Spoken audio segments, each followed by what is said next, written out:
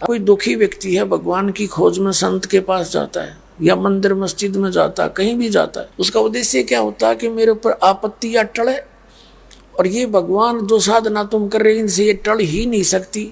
जिन भगवानों को तुम पूज रहे थे उन्होंने खुद अपने कर्म के दंड भोगने पड़े। जैसे श्री राम ने बाली को मारा था, सुग्रीव के भाई को,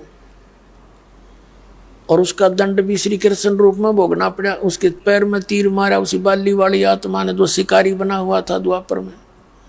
तो यहाँ परमात्मा कहते हैं तुम कौन राम का जपते जपम अर्थात कटे ना तीनों तापम। तुम किस भगवान की भक्ति करते हो जिसे तुम्हारे ये तीन ताप भी ना कट सकते।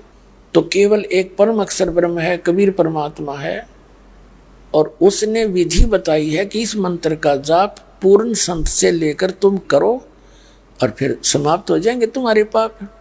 अब जैसे किसी के पैर में कांटा लगा हुआ है, और वैसे भी विधान आप सुनते आए हो, चाहे किसी पंथ संत से पूछ लो, वो क्या कहते हैं, भाई प्रारब्ध में जो कर्म में लिखा है वो तो भोगना ही पड़ेगा,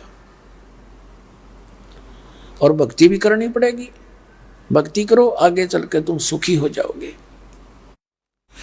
अब जैसे किसी के पैर में कांटा लगा हो, कांटे के कारण ना तू चल सकता और पीड़ित है, कोई उसको बता दे कि तेरे पैर में कांटा लग के अंदर टूट गया है जिस कारण से तुझे पीड़ा है।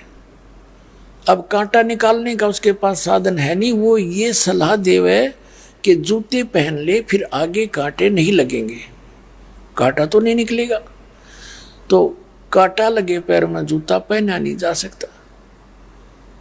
जूता जब पहना जाएगा वो पहले कांटा निकले,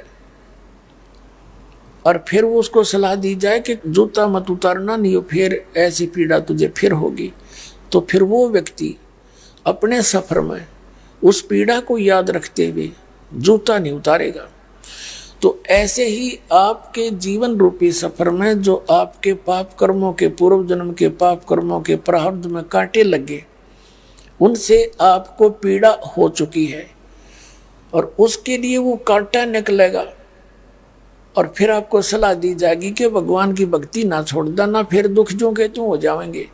तो फिर वो व्यक्ति कभी भगवान की भूल नहीं करेगा, उन दुखों को याद करके फिर वो ऐसे पार होगा।